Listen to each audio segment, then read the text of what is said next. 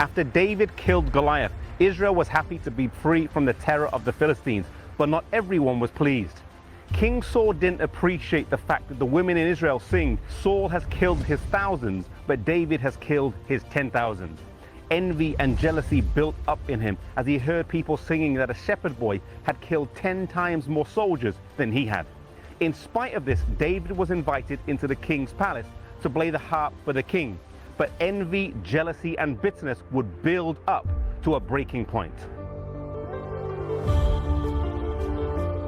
King Saul's son Jonathan and David were very close friends, and on several occasions Jonathan interceded for David and persuaded his father to make peace with him. However, as the resentment and envy built up, and as his father wouldn't humble himself, it came to the point where David had to flee the palace and go on the run. Initially, he went to the town of Nob, and there in the tabernacle, he got the sword of Goliath. However, the priest who helped him, Ahimelech, and the whole city would eventually pay the ultimate price as King Saul killed them all in a rage. Leaving Nob, he went to Achish, but when they found out he was the one who had killed Goliath, he had to leave. Fleeing to the cave of Adullam, he found rest there for a while until Saul pursued him. Then he went to Keilah, then he went to Ziph. Pursued in each location by an angry king, he remained on the run with his men. Then he fled to the mountains of Engada, where he found rest in a secluded cave. Here, David hid for a while, but somebody told Saul. David was in a cave with his men when King Saul entered the cave. David's men urged him to kill the king, saying that this was the providence of God. David's conscience spoke to him, though, saying, "Touch not the Lord's anointed." His men still encouraged him, and so David cut off a portion of King Saul's robe.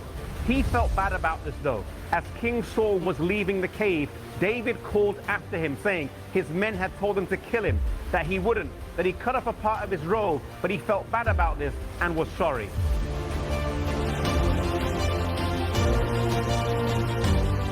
Saul's heart was touched, and he realized that he was completely in the power of the man whose life he was trying to take. They made peace here in Engada, but based on Saul's past assurances, David had little hope that his change of heart would remain, and so he stayed here in Engada, in these mountains with his faithful men.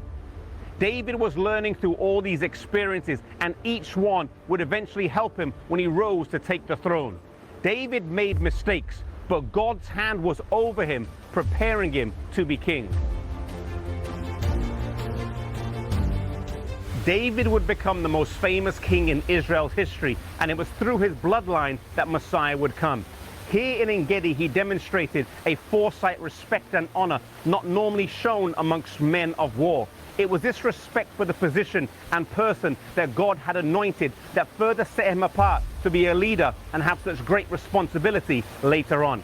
May we have respect today in our lives for those that God has called to service and not destroy them with our critical actions and words.